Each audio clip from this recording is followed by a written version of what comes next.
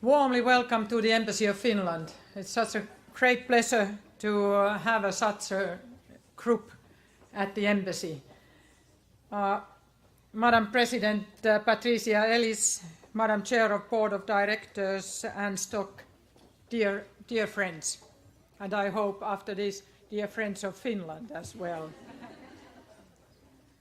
It's really a great honor and pleasure for me to host the 20th anniversary reception of the Women's Foreign Policy Group and having such an eminent group of guests here at the Embassy. I'm really very delighted to share this evening with you, celebrating women leaders across generations here at the Embassy building. The Women Foreign Policy Group does important work advancing women's leadership and amplifying the voices of women in foreign policy. For the past 20 years, you have provided a very prominent platform for women to be heard and recognized. I admire your dedication and want to congratulate you for bringing together so many current and future women leaders and creating wonderful networks. I have been ambassador of Finland to the United States about 4 years now, and sadly my time in Washington, D.C. has now come to its end very soon. I have truly enjoyed my membership of the Women Foreign Policy Group and being able to host even some of these events. I think Women Foreign Policy Group has provided highly interesting discussions. I've got very valuable networks, but most important, I think, I have learned to know incredible ladies who have been always, by the way, very helpful, giving guidance, mentoring, and sharing their know-how, and being really just also peer support. And this is not only in foreign policy issues, it has covered all human issues, I would say, from hairdresser to some of the other practical issues. This kind of friendship is really highly valuable, and as an ambassador, I mean, you can really highly appreciate it. And I'm really going to miss this group also. And I was hoping really actually that since I'm going to Germany, that I think Women Foreign Policy Group should establish in Berlin a special chapter. Your Honor, we'll do it. As you know, that this is the part of the embassy, what the ambassador is always doing, and this is an advertisement part of Finland. As you know, gender equality is a core value of us Finns. Finland was the first country in the world to extend universal suffrage and the right to stand for elections to all women and men in 1906. Oh, I have to give still merit to New Zealand, who were giving the voting right to women a little bit earlier, but they didn't give eligibility. Today we have 83 out of 200 members of the parliament women. Finland has had a female president. We have had 2 female prime ministers, and every ministerial post, including defense, has been held by women. So very good track record on that. Based on Finland's own experience, we know that promotion on equality and women's participation in politics or businesses is not only just, but it is also very sensible for achieving sustainable welfare and stability in societies. It's simply a smart thing to do. I quote here some of your former secretaries. I'm very proud that more than half of the Finnish diplomats are women. More than half, more than 50%. Also my successor, Kirsti Kauppi, she is political director at the moment at the Ministry of Foreign Affairs. She is also a female. And I'm sure she is looking forward to continue the fruitful and this very pleasant cooperation with the Women Foreign Policy Group. Ladies and gentlemen, and we have here gentlemen too, thank you for coming. I really feel very privileged that I have been having the opportunity to be part of this Women Foreign Policy Group. There there is and there will remain a very special place in my heart for Women Foreign Policy Group. Thank you for that. Thank you very much. And enjoy the evening. Well, I do take full credit for giving the hair advice and a number of other things. We bonded. Can I just tell them this story because it's really funny? We were at a very serious luncheon at the State Department up on the 8th floor, and she was the brand new ambassador, and she was at the luncheon, and we were seated next to each other, and we had this wonderful policy discussion and talked about everything.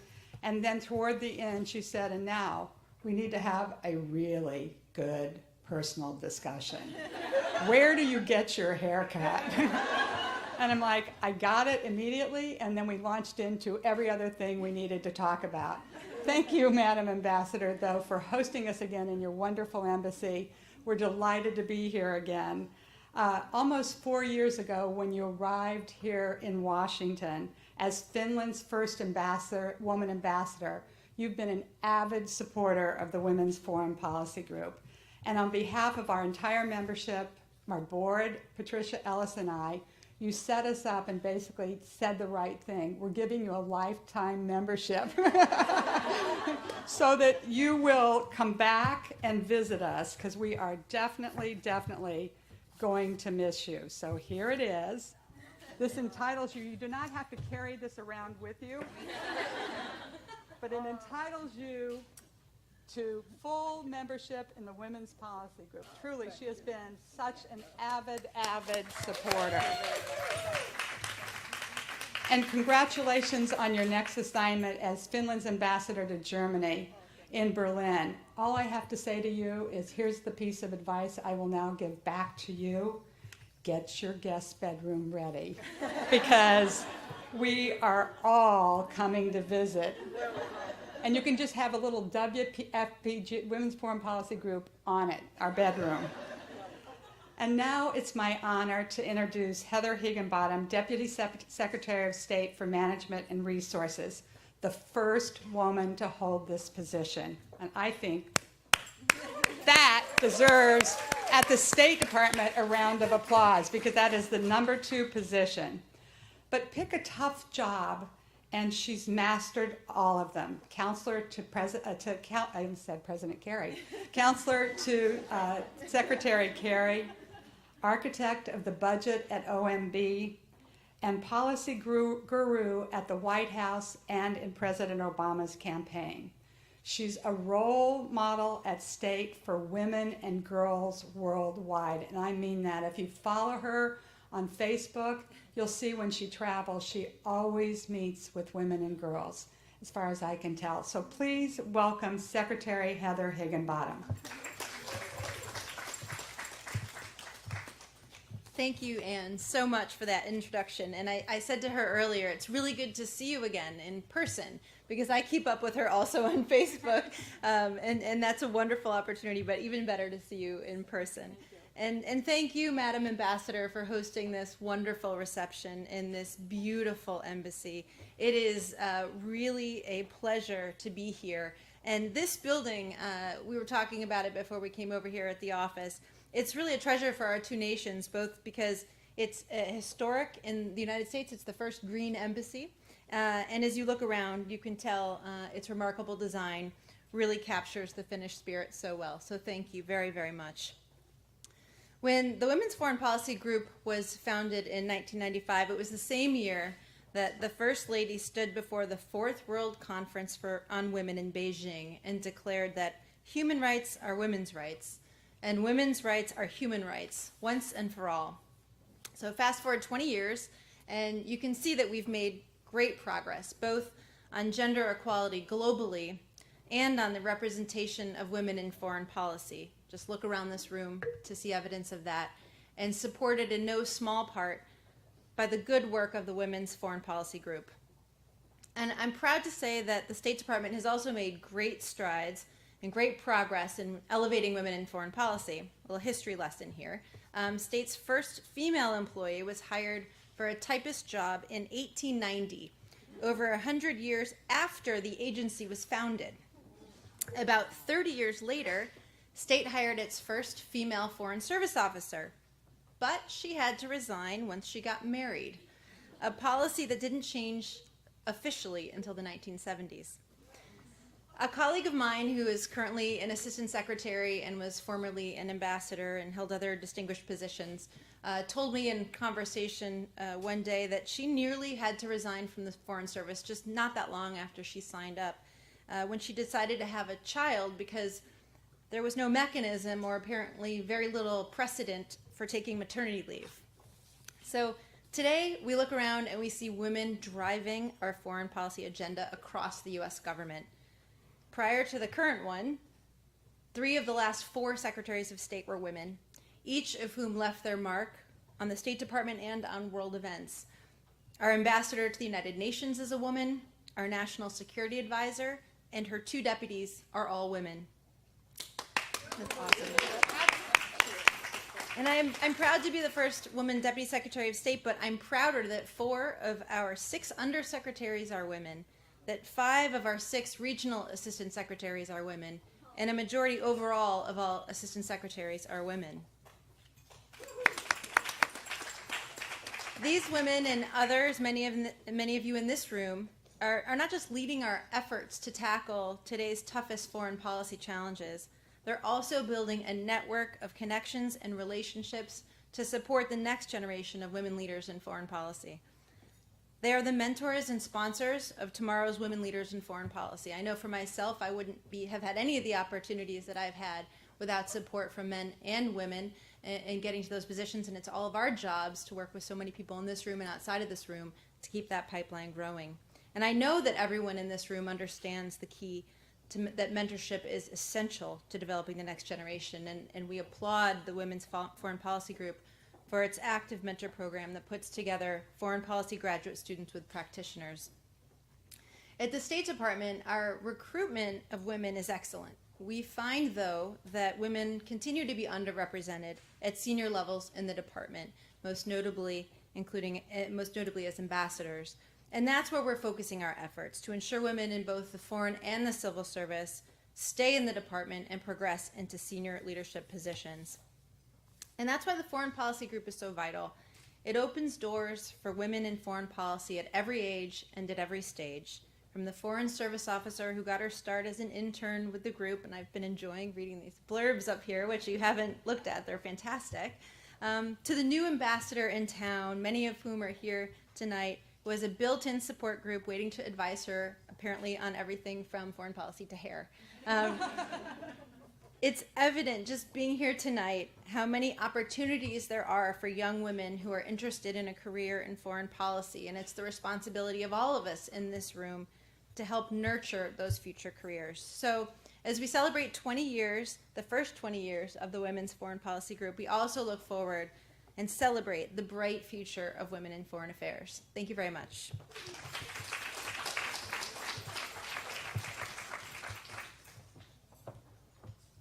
And now, although you've met her today, I want to do a formal introduction and thank Patricia Ellis once again, our founder and co-chair, for having that conversation around a kitchen table 20 years ago. It really got the ball rolling.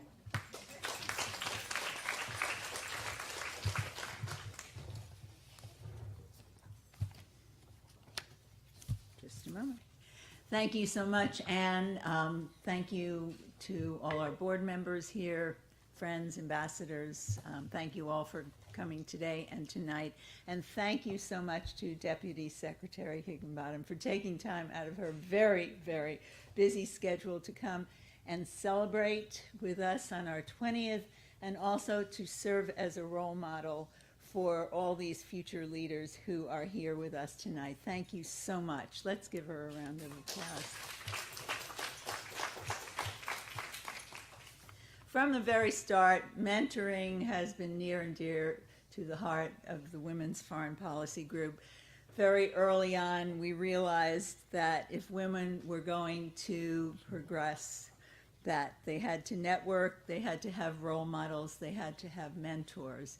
And so we've dedicated ourselves to doing that. Initially, we did career panels, then we had a big sister program, and then we started are well-known mentoring fairs where we sit at tables and counsel the next generation, and they've been so successful that people want us to do more and more, and we hope to do more and more activities in the future to support the next generation.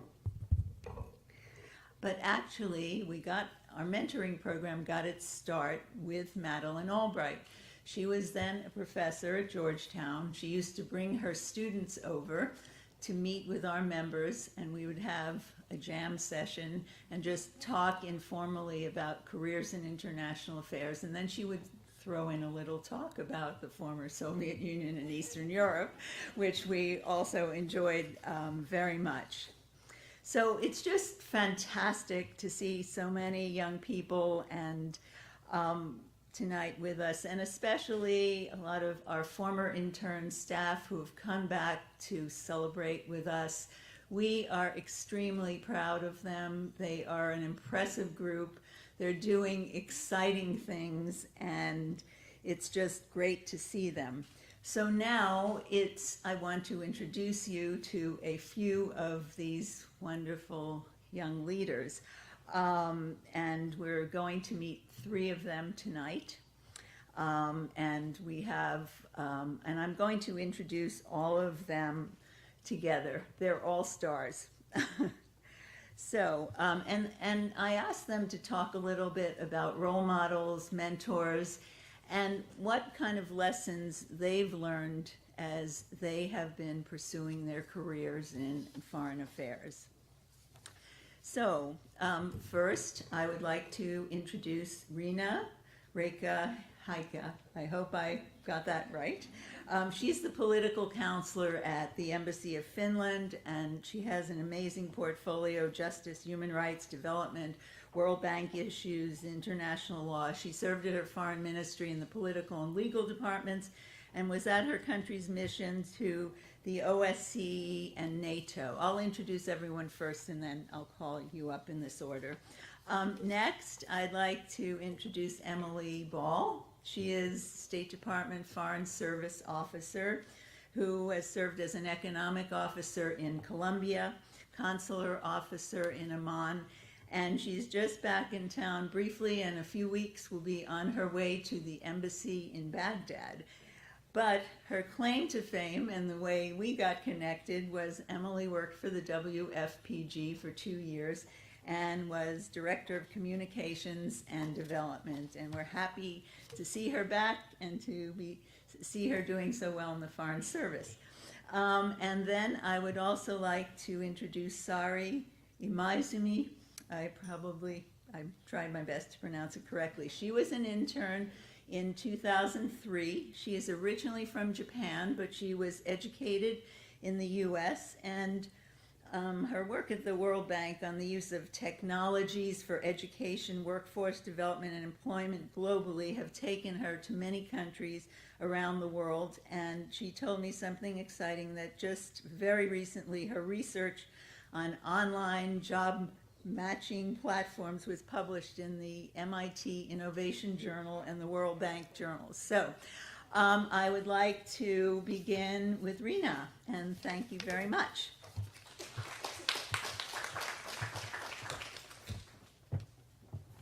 Thank you for the introductions. Excellencies, ladies and gentlemen, I have the honor to share a couple of personal thoughts on the importance of role model and mentoring, as shared here by previous speakers. How have I experienced the influence of role models throughout my career? What have I learned from them? Let me focus on 3 lessons learned, since time is limited. Firstly, I have learned the value of personal commitment. Before my diplomatic career, I served as the special advisor to our Speaker of the Parliament of Finland. My boss, Madam Speaker, taught me to grow into being who you truly are, not someone else. This has been a very valuable lesson. It suits well the diplomatic career, which is very much about personality, devotion, and ambition. If you are not genuine in your work, you do not leave a very lasting footprint. Secondly, I have been inspired by energy, and the capability to energize. In this regard, our ambassador, Koukuronde, has been a truly inspiring role model and mentor to me. Lucky me. Giving space to the next generation, encouraging and energizing you to do your ultimate best and even more. It is especially important to feel this kind of form support as a woman from a woman leader. Thank you for that. Thirdly, I have understood the value of holistic expertise and respect. The Ministry for Foreign Affairs of Finland has a mentoring program.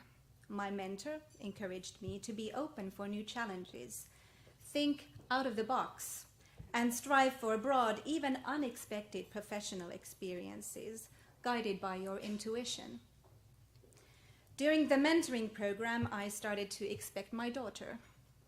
A new chapter came into the mentoring program. Be guided by your professional ambitions, yes, but remember to balance and respect your family life. I think the key word here is respect. These have been some of my key professional takes from the very many extraordinary leaders I have been working with. I hope that the next generation of leaders will look up with respect towards themselves, their co-workers, and energize their communities, and remember to do their part in supporting and integrating the newcomers, as already was underlined here. Thank you. Thank you.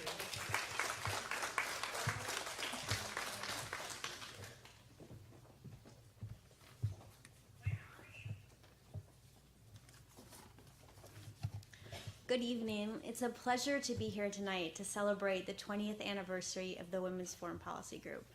The mentoring that this organization does really makes a difference, and I'm so proud of the WFPG board for making this a top priority. I'd also like to thank Patricia Ellis for hiring me 10 years ago, fresh out of college, to work for the Women's Foreign Policy Group. I learned so much from her during the 2 years that I worked there, and she's continued to be a mentor and a friend ever since. During my time at the Women's Foreign Policy Group, my favorite events were always the highly popular spring mentoring fairs. Students and recent graduates were thrilled to sit face-to-face with diplomats, international development experts, and journalists and have their questions answered. Now, for the men and women that participated as mentors during these fairs, it was a 3-hour commitment for the night where they would talk about themselves and their work. But for young women like me, the advice they gave really left a lasting impression. Currently, I'm serving as a Foreign Service Officer with the State Department. I've been in Colombia and Jordan, and next I'm headed to Iraq. And one of the biggest influences I had in my career was actually meeting a Women's Foreign Policy Group member at a mentoring fair. At the time, she was a senior Foreign Service Officer, and she told me what it was like to serve as a diplomat overseas. And it was very exciting to me. And after the mentoring fair, she actually helped me prepare for the Foreign Service exam. And when I got my first assignment, I let her know. I was posted to Colombia, and she told me what to expect. She actually even advised me to marry a Foreign Service officer, which I have to thank her for because I did. I continue to keep in touch with the Women's Foreign Policy Group. Some of them have become like family to me. It really is a very unique organization. I think when young women have the opportunity to hear from female ambassadors, congressional representatives, and senior level experts, it really raises the bar for what we expect from ourselves. So thank you very much. The work that you've done really makes a difference.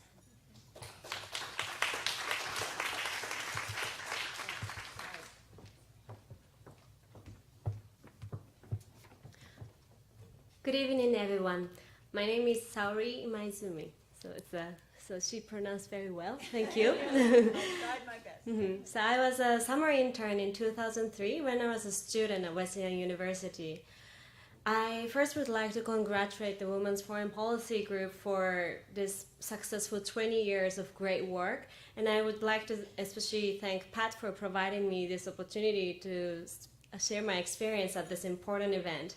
So I'm very honored to be here. Born and raised in Tokyo, being assertive didn't come naturally to me. But my summer internship at the WFPG taught me how to present myself with confidence, which actually even led to introducing myself to the president of Uganda at one of the events. Pat always pushed me that, okay, you can talk, and then that became my confidence. And then this internship was a life-changing experience for me, through which I became more global, knowledgeable, confident, and even improved my English. Throughout my internship, Pat was a great mentor for me. She taught me how to network and be assertive. And getting myself used to organizing and covering global affairs events also taught me how to interact with leaders and actually how to relate to them. These skills that I acquired during the internship eventually landed me a role in the World Bank as I networked to right people that I learned from Pat, and which I could never figure out how to do otherwise. So I really thank for Pat for being a great mentor.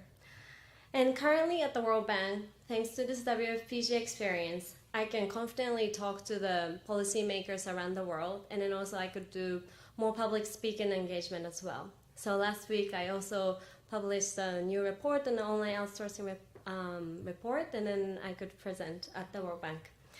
And I would like to thank the WFPG and Pat for launching me on a career in international development, which also uses some foreign policy and political skills as well.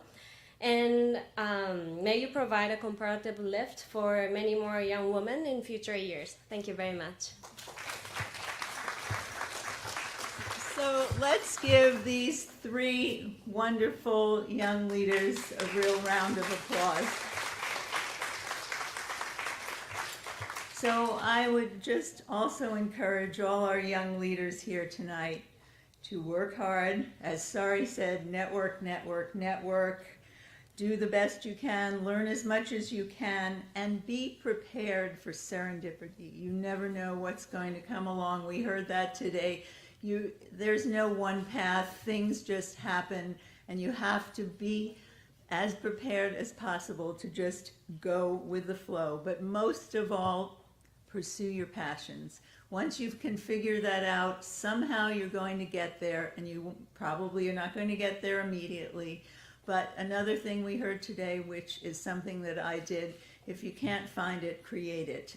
And you don't have to be old to do that. Lots of young people are creating new things. So be creative, be open, and just also enjoy life.